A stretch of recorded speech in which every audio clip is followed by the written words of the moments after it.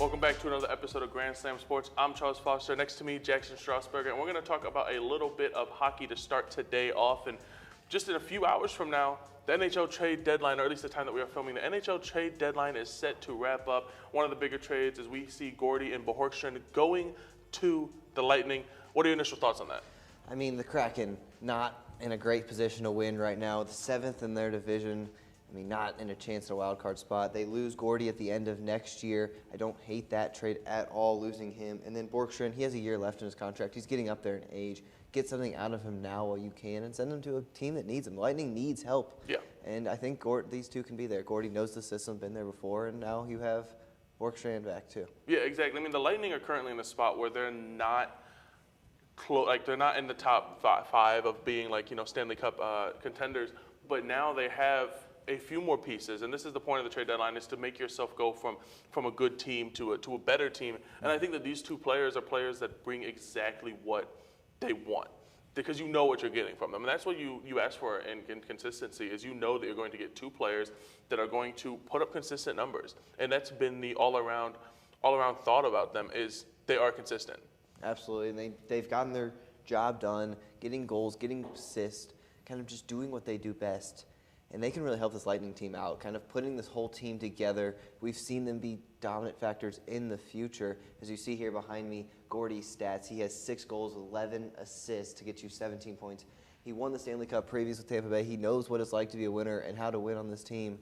So I feel like that's just the better. I think he's a great pickup for them. Absolutely, and a pickup that was really big, that happened last night. I texted you at 1 in the morning. Brock Nelson getting traded to the Avalanche. A pretty big trade for the Avalanche. What are you feeling about Brock Nelson to the Avs? I mean, I don't think it changes much for the Avs. I feel like they have their core group. I think he is definitely a player I think he'll help them. I don't think he's this big deal. I think it's kind of just he's there. He's a role player. He'll play his role right. I'm actually going to go the opposite of you. I think that this Brock Nelson trade is massive for them. This is a team in the Avs that have been looking for that second-line center for a very long time. They have just not been able to lock down a guy, and Brock Nelson has been really consistent for the Islanders for the past 7 years. Now you bring in someone like Brock Nelson to play that second line and keep that consistency. I think that this helps the Avalanche kind of put themselves over the Panthers, because that's kind of been the thing. Panthers or Avalanche have been like the 1 and 2 about who we think are gonna take the Stanley Cup this year, and I think that this does help them go just a little bit above and take the Avalanche as my number 1. Yeah, no, I think this helps them, yes. I just don't think the Avs have had issues on defense in their second lines, and that's kind of been a bigger issue. But another thing we've seen is that the fact that they have this offense. They have Nathan MacKinnon. They have Rantanen.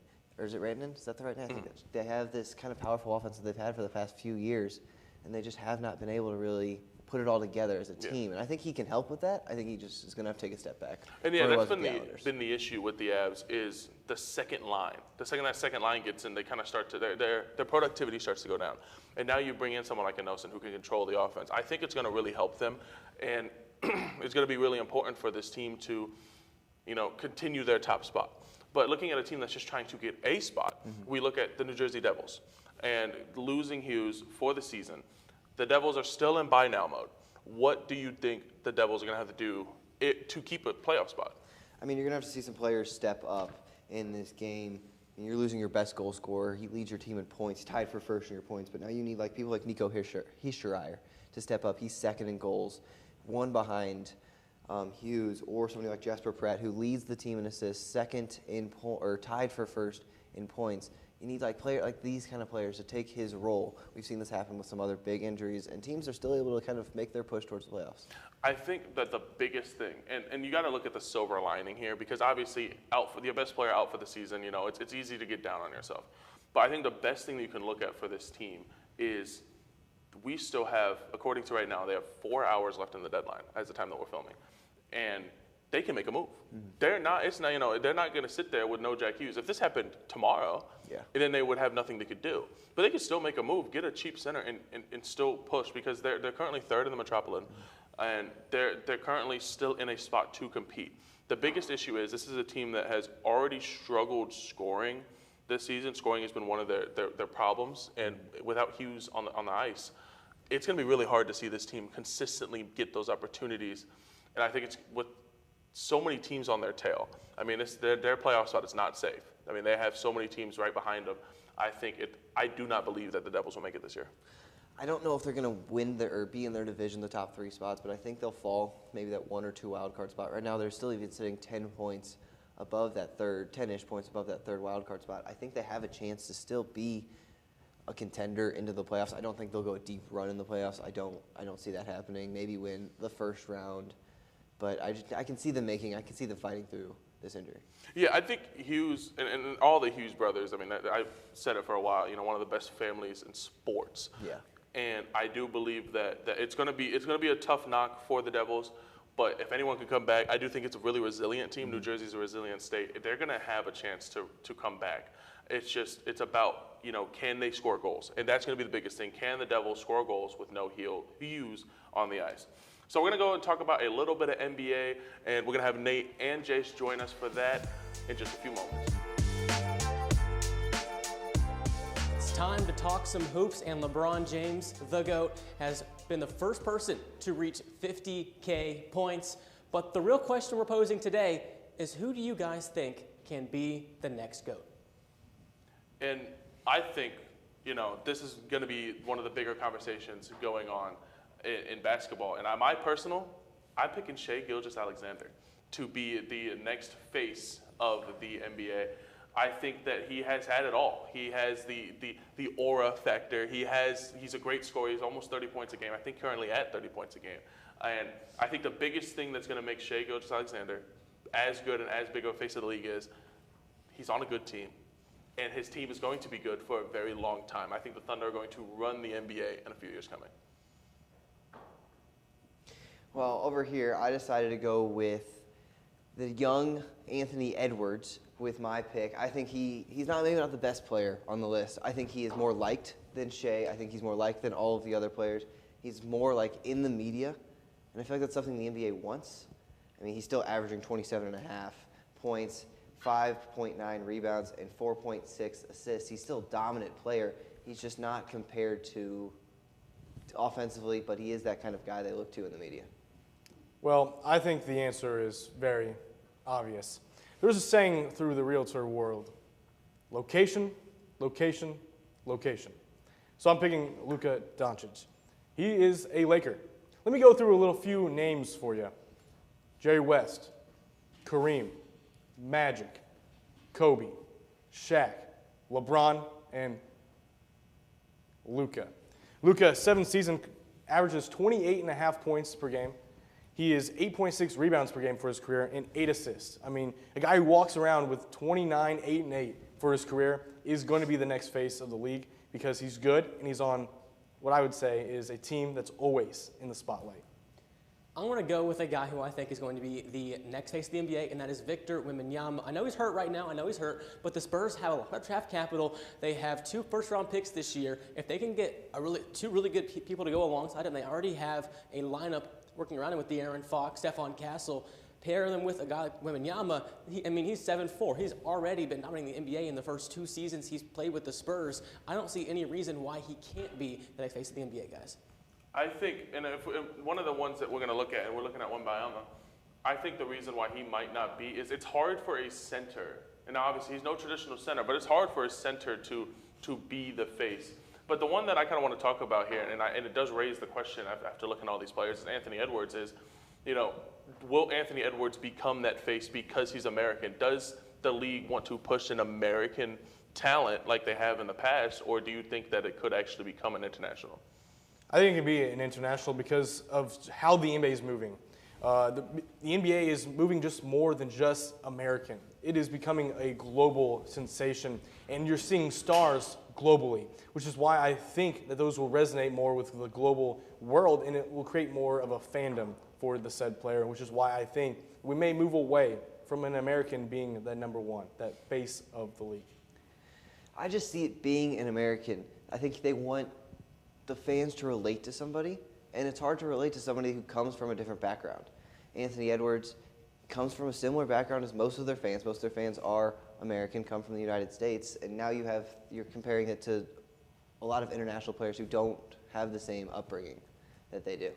I mean, I see the game going globally. I agree with Nate. I think it's more of a global game than it has ever been in its history, which is why I think that an international guy is going to be the next face, whether it's Wembanyama, whether it's Luka, whether it's Shea. It makes sense that an international guy would be the next face, given that they're trying to push teams internationally, play international games, and maybe even add international teams like a Mexico team here in the future. It just makes sense to me.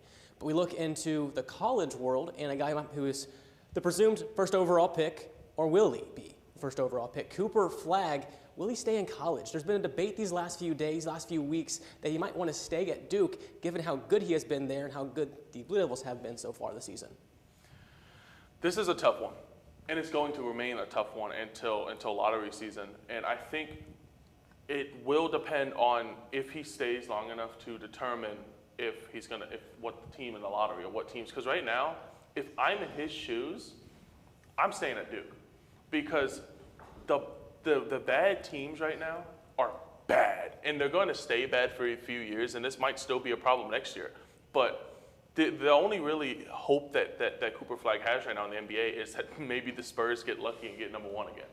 But right now, he could go to a team like Portland or Utah. We've already seen what happens whenever Portland gets a top talent. We've already seen what happens whenever Utah gets top talents. No one wants to go to those purgatories of the NBA, and that's going to be a really hard thing for Cooper Flagg. His family's been really adamant about him staying. The fans want him to stay, and I feel like unless he wins at March Madness, I could see him saying he wants to run it back because he wants to get that national championship. I see what you're saying, Charles. I do, but I would have to say that you're wrong. Based on the fact of, let's look at some numbers for you. He's averaging nearly 20 points per game, 7.5 rebounds, and 4 assists. What else can he learn in college to make him a better NBA player? He's already one of the frontrunners to win the National Player of the Year.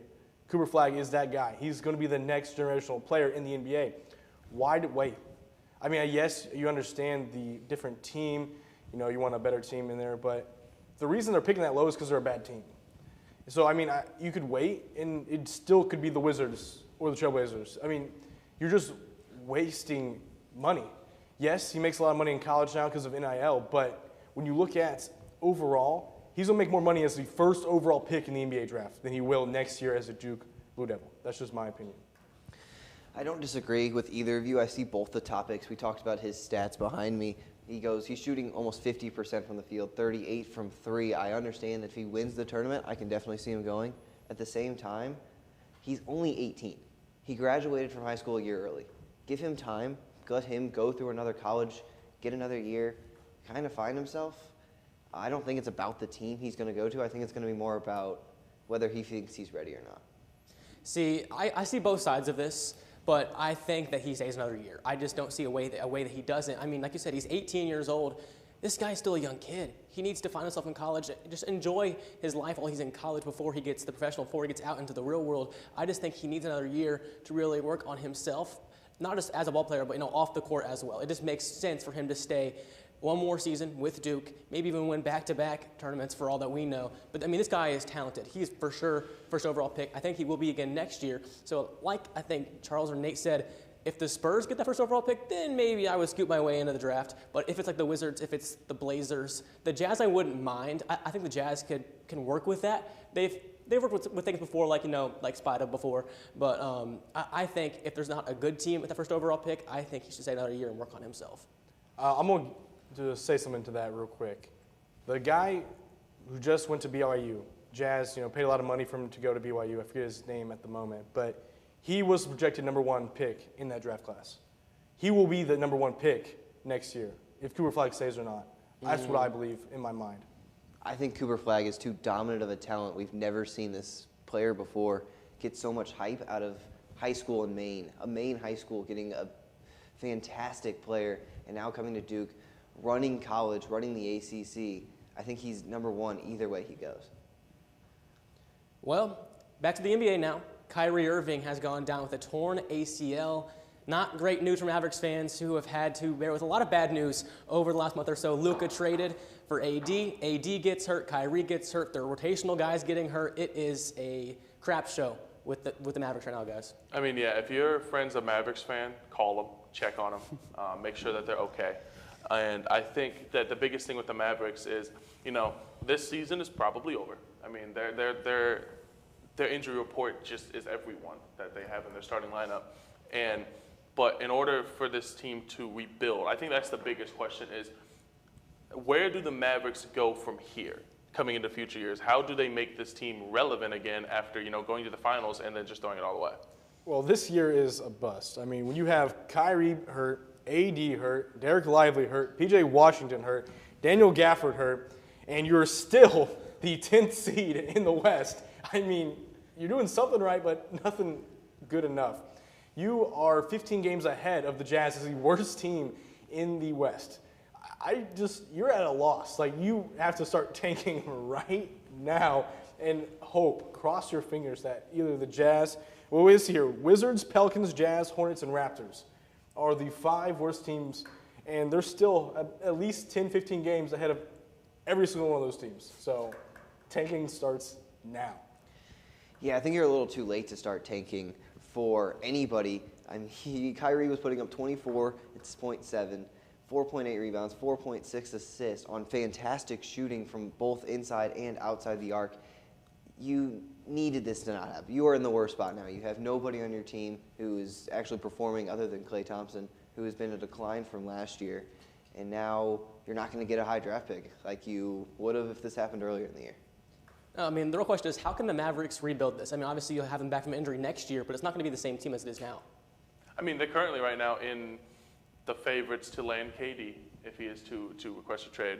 And, that could make them pretty relevant again. But if we're thinking realistic, I think Max Christie was a good addition. I think, they're going to have a mediocre draft pick. This team is fine. They're not, they're not where they were, but I think they're just fine. Yeah, I completely agree. I'd say they are perfectly fine. Running back next year, all these players are really solid, and I think they can make a push with Kyrie coming back, AD coming back, and all those talent they have around him. In the NFL, Debo to Washington. DK, where will he go? Find out next on Grand Slam Sports.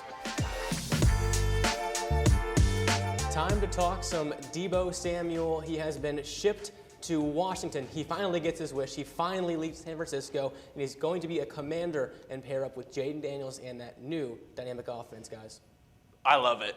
I love the move. And as we got some breaking news while we're filming, the Commanders dropping Jonathan Allen, freeing up some cap space there. Debo Samuel, I like the move. I think that, yes, he had a pretty awful year with the 49ers, but the 49ers had an awful year as a team. I think that this is going to give Jaden Daniels that receiver too, and someone that can really do it all on the field. I really like this move. I mean, he's getting up there in age.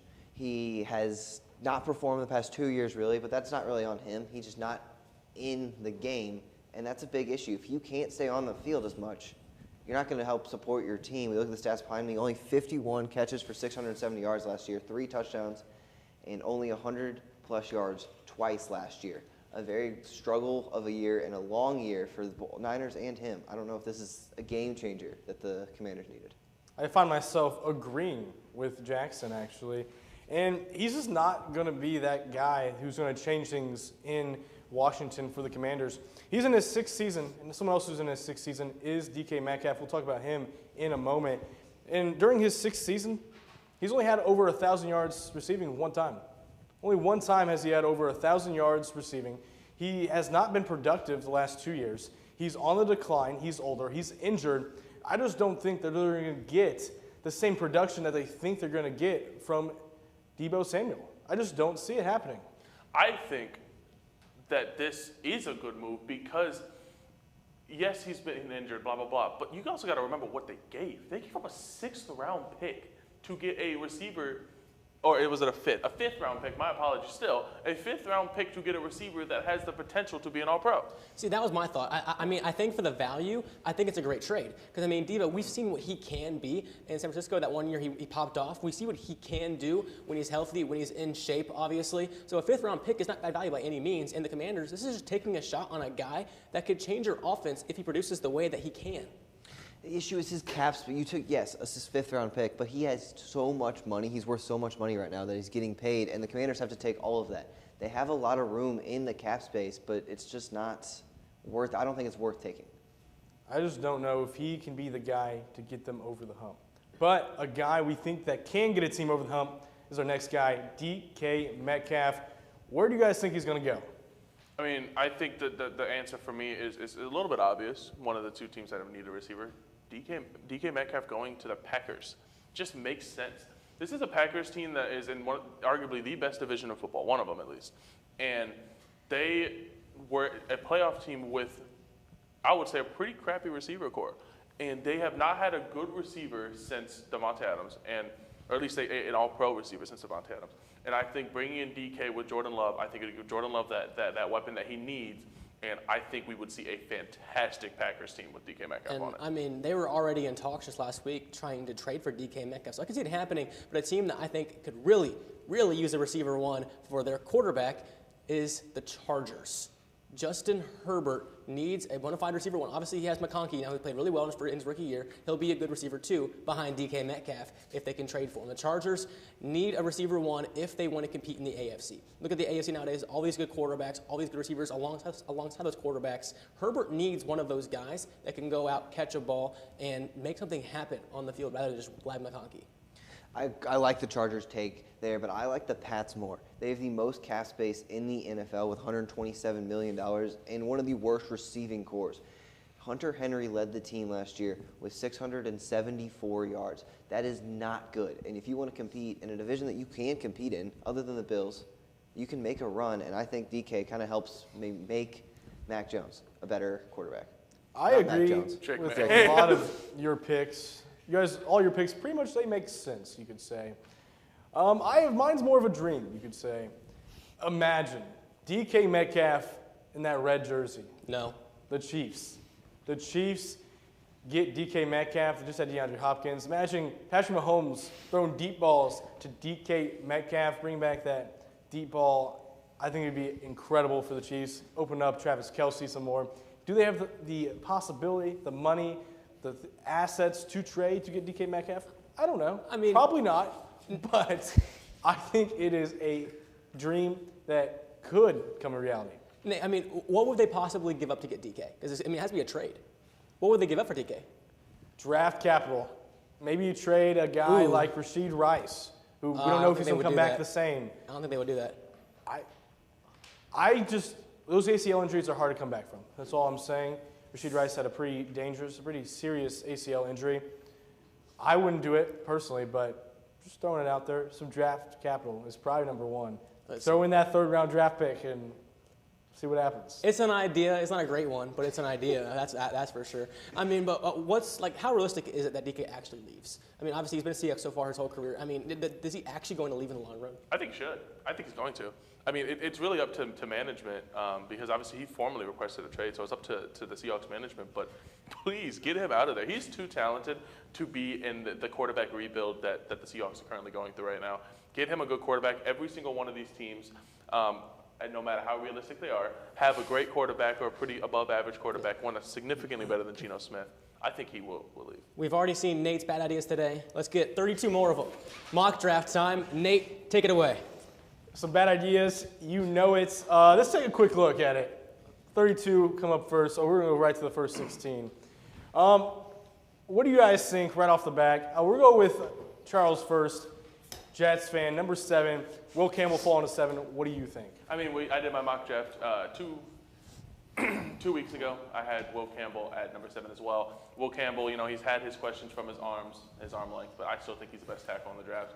I think that your first 8 is pretty on top. It's pretty good.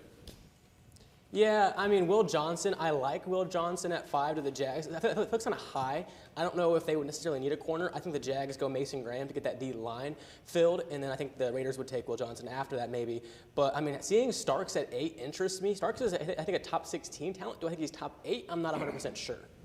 For the Panthers, I think that Starks could be that guy that can help them solidify that defense. Jackson, you are at number 9, McMillan behind me. What do you think about the Saints taking a wide receiver? Yeah, so I love the first 8. 9 is where I have a lot of questions. The Saints don't need a receiver. They've already proven that. They have a good receiving core when healthy, and they just haven't been healthy enough. Rashid Shaheed, one of the best deep ball threats in the league, and Chris Olave still can be a top 20 receiver. They don't need another one. They need something like an offensive lineman. I see Kelvin Banks Jr. going right there. Well, we're talking about Kelvin Banks Jr. I have the Chiefs trading up with the Chicago Bears and taking Kelvin Banks Jr. because they need O-line help. They just got rid of Tooney. I see already hands being raised. People have things to hate on. What do you guys think? How? What are the Exactly. Chiefs going to give up? In a Get pipe the 10th dream, overall in a pick. pipe dream, the Chiefs trade up and take Kelvin Banks Jr. And Oh, but they can get DK too? Well, dude, they're like they can do whatever they want. The It is- Chiefs are like it is one trade becoming away the from NBA. shaking a You cup can on do the side of the whatever road. you want. Not a question mark. Kelvin Banks to number 10. Honestly, if Chicago was still there, I think Chicago takes Kelvin Banks. You'll notice in the next 16, we're not going to turn there yet, but I have them taking a tackle as well at 31. Moving on down to the number 14 pick, Jace, Colts fan, looking at Tyler Warren going 14. What do you think? Thank you. That's more words I got. Tyler Warren is the guy that I want the Colts to draft. We need a tight end. We have 4. Stop poking the desk. We have 4 mediocre tight ends right now. We need a tight end 1. A guy that can go out, catch a ball, a guy that can block. He can do all of them. Stop staring at me. You're being weird. Tyler Warren is that guy. I mean, Penn State, he was crazy. There was one play where he snapped a ball, went on the field and caught it. Mossed the dude in the end zone. This guy is dominant and was dominant at Penn State and can be dominant in the NFL. And if the Colts can get him, he would be by far the best pick that we got. Before we move on to my next 16, we're going to take a quick look at the top 4. What are you guys' thoughts on Cam Ward and Shedeur Sanders? They've gone through the combine. Do you think that was enough to get Shedeur Sanders at number 1, or do you think both quarterbacks have kind of fallen just a little bit? They're going to go right where they're going to go because at the end of the day, they're the best of what we got. The quarterback draft class is not amazing, and they're going to go top 4 because some of these teams are so desperate that they're going to take them. So I think that's where we're at. Yeah, and if I was a GM now, I wouldn't take a quarterback in the top 32 picks. These guys are not first-round talents, in my opinion, but the teams are desperate. They need a quarterback, so they're going to take a quarterback. I think Travis Hunter and Abdul Carter are 1-2 in overall talent, and I think they should go 1-2. Will they? Probably not. Yeah, no, I think this is the way the top 4 is going to go. I think that we maybe see Shedeur Sanders drop a little bit out of the 3. I don't also hate him going 3. Another thing I just want to mention about your draft, James Pierce Jr. at 15. He was supposed to be a top 5 pick this year, and because of some off-the-field stuff, he dropped possibly even lower than that 15. I think he can still be a top 10 pick. I agree. In this draft. Yeah, like you said, off-the-field issues are kind of what puts him at that spot at 15. I think the Falcons love this at 15. I think the Falcons get the guy they want at 15, an edge rusher. They have the offense, I think, pretty well. I mean, you got Kyle Pitts, you got the running back Bijan Robinson, you got the quarterback out of Washington now at the helm. I think they're looking defense, and I think this helps them push them over the hump. I think they go defense, but I think that we flip-flop. I think they go Mike Green. I agree. I think Mike Green's a better fit for that Atlanta team. As well as, and I could also see James Pierce falling even farther just because, I think he would go higher. His character report, it's concerning. I mean, look at his combine. He ran a sub 4.5 40. This guy's fast. This guy is fast off the edge. So I think he goes top 10. Well, that's my first 16. We'll move on to the next 16 and look at some of the reaches, some of the guys I have falling. Number 1 in my mind, I love this number 21 pick, Matthew Golden going Steelers, pairing him with George Pickens. I think that is the best pick that I have. Yes. I just have one question immediately at the top of my head. I like this guy a lot that you have at 17. I'm not sure if he goes that high. I think maybe the end of the first round at the earliest. I mean, the Bengals, they need defense, but I don't think they reach for a corner. I have, and I was thinking the same way. Rebel, I mean, he's cold. He's Yeah. good. But I have them, going Shamir Stewart here at 17. They just lost a Hubbard, and I think that they could use some edge rushing. I think that Shamir Stewart would be a better fit, but I do have them going defense. I like the Membao pick as well. One of the questions that I have in this top 24 here is I do not see the Packers passing up on one of these receivers here, unless they get DK, obviously, but we won't know right now. If they do not have that receiver, I have them going either Emeka or if Golden falls to them, Golden. Well, first, I'm going to talk about that Bengals pick. I haven't taken corner before I knew the news of Hubbard and then Trey Hendrickson now looking for trades. So I would think I would have him going DN, like you mentioned. I'd probably have Shamir Stewart moving up to 17. Still like Golden at 21. Jackson, we'll switch it back to you. What is your thing that you see that you kind of hate? Or Yeah, love? no, I like that. I think I like Shamir Stewart going to the Bengals. I think the guy you have the Bengals taking, Revel, he'll drop a little bit. The one thing I really do like is Benjamin Morrison out of Notre Dame going in the first round. I've seen a lot of things where he's fallen maybe early second round. I think he is very talented corner. Watched him play. I think he can really step up here. The Packers need a wide receiver. Even if they take DK, I can still see them taking Mbuka, maybe reaching for a receiver. That's what they need as a receiver. I see something I don't like that I didn't see until just now. Josh Simmons falling to 31, I do not see happening. I think there are too many O-line heavy teams. He will not make it past him or Membao. I do not believe will make it past 25. I do not think that the Texans need receiver that badly. I think that they are O-line needy. They were O-line needy last year. I think that Simmons does not fall past the Texans here.